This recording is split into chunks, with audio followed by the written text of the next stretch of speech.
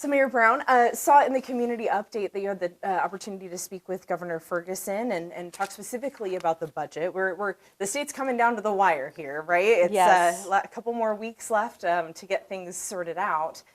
First of all, how did that conversation go? I mean, what was the purpose of his visit? Well, he was here, I think, to go to the VA, to the Veterans Medical Center, but took some time to meet with me, and we spoke specifically about the budget situation, and in particular, both on the operating budget side, housing and homelessness and public defense programs that we support, and on the transportation side, we've got the North-South corridor. So we had about a half an hour to talk about those issues. Yeah.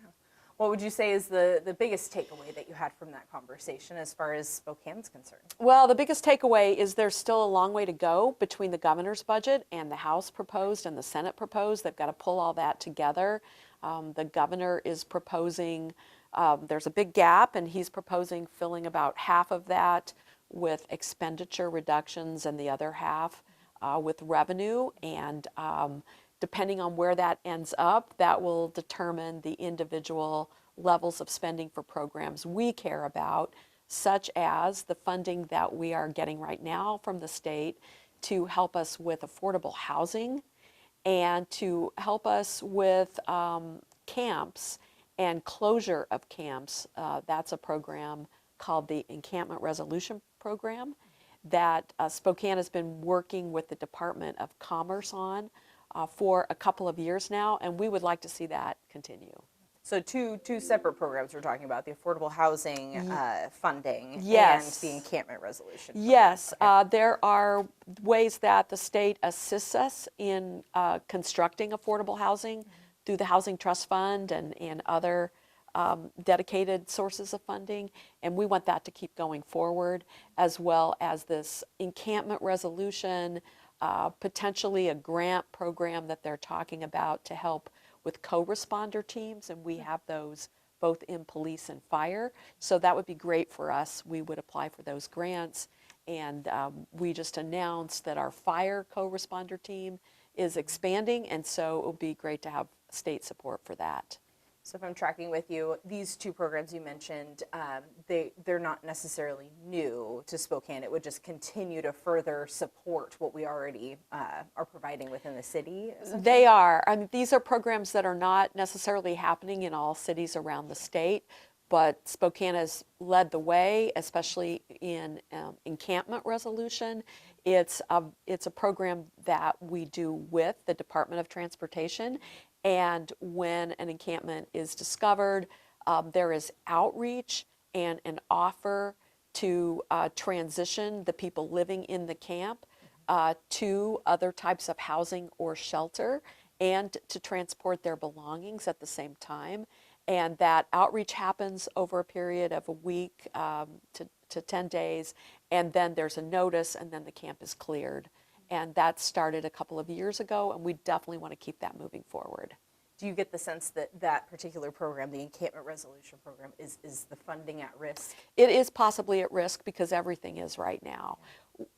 Spokane received some specific funding to change our shelter system from the big TRAC shelter into these smaller micro shelters at different sites that people are referred to from the navigation center, and that was a specific to Spokane appropriation. So I also spoke about that in hopes that we could keep at least some of that funding moving forward as well. And that's encapsulated in the encampment program. Yes. So if you know, we see a reduction in that funding, or it is maybe not continued the way we'd like it to see, that sort of program, that funding would go away? I mean, what would the impact be? Yeah, well, our housing team is working on that right now, projecting out the potential negative effects at the federal level, because our housing and homelessness funding in Spokane is almost all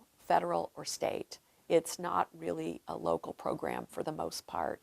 And so we are tracking that and clearly advocating at the state and federal level. And then when we get to a little more clarity on that, we'll make a game plan and go to City Council and give them kind of the update on how we keep these things moving forward through the next, through the next winter cycle, for example. So really, the city team here is really trying to prepare for any outcome that we can see at the end of this month. We are, and it's a complex picture because it's different programs that we often combine together, and then we put a proposal, a request for proposals out to the community, and then the providers come forward with their ideas, and then the grant awards are made. So we're trying to get ahead of that process as much as we can so that we're not scrambling next fall without a clear picture of how we're going to keep these shelter beds open and also expand more affordable housing. And I understand we just covered the fourth site for Jules Helping Hands, the Knox shelter is opening. So already hearing and seeing the success in that, I guess I wonder what were your thoughts, or what was your reaction to the governor kind of saying, hey, this is the state of where it's at right now, and kind of the concern that funding may be at risk? Well, I sympathize with the governor in that the proposals that the legislature put forward and the proposals he put forward are not aligned at this point. He is suggesting some things that we did last year in Spokane when we had our budget deficit, furlough days, identifying cuts in all state agencies. That's very similar to the approach we took in Spokane. As you know, we did both reductions, and we asked the public to support our community safety sales tax proposal, which we were very happy that they did. So we took an approach where we filled the gap, utilizing both the expenditure reductions and the revenue side. So that's something the state is the model the state's considering. That is from the governor's office. That is the model that the governor is proposing as well, and I definitely have. I think that's a good balanced approach. Sure. And so in regards to reactions to his kind of layout, that was maybe your suggestion of, hey, it's worked for us, try it this way, or what was your reaction particularly to that? Right? Yeah, specifically I told him that we had a similar approach at our city level. Our gap significantly smaller because we're a much smaller entity, but still for us, 25 million in the general fund was a lot to handle, and a lot of one-time money had been used in the past. So getting back to something where expenditure and revenue are tracking each other is a process, and the state is going to have to go through the same process. You touch on the transportation, North-South Freeway, right? That's a near and dear project to our community. Where does the governor see that going as far as funding? Well, the Senate has passed a bill just this weekend. I think it was happening right around the time the governor and I were speaking, and it did have Democrat and Republican support, and it does fund the North-South corridor. So I weighed in my support for the Senate plan. If the Senate plan goes forward, we're in good shape there in terms of keeping that corridor on track. But I also wanted to speak to the governor about the land that the Department of Transportation owns that we want to get back into housing. And Senator Billig had a bill a couple of years ago that is directing the Department of Transportation to move in that direction. So I explained that to the governor, and how in particular we would love to see some of that empty land that Department of Transportation purchased years ago go back, especially in East Central, into housing, which is much needed there, and which will support the development of that neighborhood and the business corridor that's emerging there on Fifth Avenue in East Central, and that's a top priority for me and for Council President Wilkerson. So I relayed that to him. Are we talking land? I'm thinking, when I'm driving down I-90, I can see kind of when you're heading eastbound, you can see kind of those plots of land that are vacant. Is that kind of that strip you're talking about? Yeah, 400 to 500 homes were bought over the decades by Department of Transportation, and that was to clear the way for the North-South corridor and for the construction activity that takes place. But now, as we're starting to look to the end of it, and to the connection finally being made to I-90, that land is now, will be available to be turned back into productive uses. And so imagine housing, parks, amenities for those neighborhoods from East Central all the way up to Hilliard. And we're looking forward to that. And the city wants to be a partner in that activity. That's great. You mentioned supporting the Senate bill that would help continue to fund the construction of North-South Freeway. Are we talking specifically about the gas tax? There is a gas tax in that proposal, and I think one thing that's important for people to understand is that we have a constitutional provision that says a gas tax must be spent on roads and maintenance of highways and road facilities. And so knowing that that funding would be dedicated to the projects that we care about in this community is something that I think you saw support statewide. Senator King from Yakima on the Republican side, Senator Holy in the Valley, Senator Riccelli in the city. And so traditionally, Central and Eastern Washington has come together around transportation. We have a lot more roads in relationship to the number of people than they have on the west side of the state, and these transportation budgets are really important to us. Yeah. So do you support the Senate bill for that 6-cent gas tax increase as a way to fund the North-South corridor? I'm on board with the Senate bill, and I think that that's the path to making sure that with rising construction costs and inflation, that we can actually get the corridor completed within the time frame that had previously been estimated. What do you say to those who are a little leery about that gas tax increase and say, I don't know if I can afford that? I'm very sympathetic to that, and I do believe that we also need to look at tax fairness on the state tax side of the equation. It's one of the reasons when I was in the legislature, I sponsored the Working Family Tax Credit, and that is a tax credit that people can apply for. They may not even know it yet. We're still working to publicize it, but working families in Spokane, a very high percentage, qualify. It's a very easy application, and you get a check back from Olympia.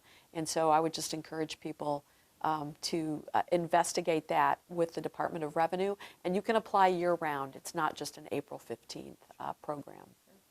I wonder, how are you feeling, recognizing that, negotiations are still underway, but hearing, the highlights that the governor went over with you about how it pertains to Spokane. How are you feeling about, or how optimistic are you about Spokane's support in this? I'm hopeful, especially on the housing front, because I think there has been this shared recognition that we need more housing in order to make housing more affordable. And Governor Ferguson made that a top priority during the campaign. We've had good relationships with both the House and the Senate on those housing investments. So fingers crossed, but I'm feeling relatively good about that, and also hopeful on the transportation side. And sorry, I know I dialed down a lot on the encampment, but as far as the affordable housing funding, I guess, can you speak to the impact there that we could see that's at risk? Yeah, so that most of that funding comes through the Housing Trust Fund, but I would say it's not just about building more housing. We also get state support for helping to prevent evictions and for rental assistance. So that keeping people in their housing is as important as moving people who are currently unhoused or can't afford housing into affordable housing. So we have an all of the above approach. The state has supported that in the past, and we're hopeful that that will continue when we see the results of the new budget. There are a few programs that you mentioned, the governor pointed out are at risk that support Spokane and the current programs we have in place. What is your reaction to that? I am hopeful that because the governor and the House and Senate have said that housing is a top priority, that the funds that come to us right now across the spectrum from rental assistance to building more housing, that those investments will stay in place. And I know that it's going to be tough for the House and the Senate and the governor to get on the same page with each other, but it will happen. It always does. And I think our relationships, especially on housing and transportation, point to possibly a positive outcome for Spokane. So you're feeling optimistic about this upcoming budget? I'm hopeful. I know there will be reductions, and I am particularly concerned about how that cascades from the federal level to the state level. But on the housing front, on the transportation front, those are clear priorities for us that I think we have communicated well to our elected officials. And as long as that affordable housing piece, that's at risk, right? As long as maybe that's maintained, or not a whole lot of change made to it, Spokane can continue on with the services it's providing. We will, but again, I want to point out that almost all of our housing and homelessness funding is state and federal. We have one piece that has been generating locally affordable housing, but the rest of it is in partnership with the state and federal government. So we are obviously carefully watching the legislative session and that budget, which we'll learn the results of soon. But at the federal level, things are much more uncertain and murky, even as to the time frame for what we're going to know and when. So we still have to be very vigilant about that piece as well.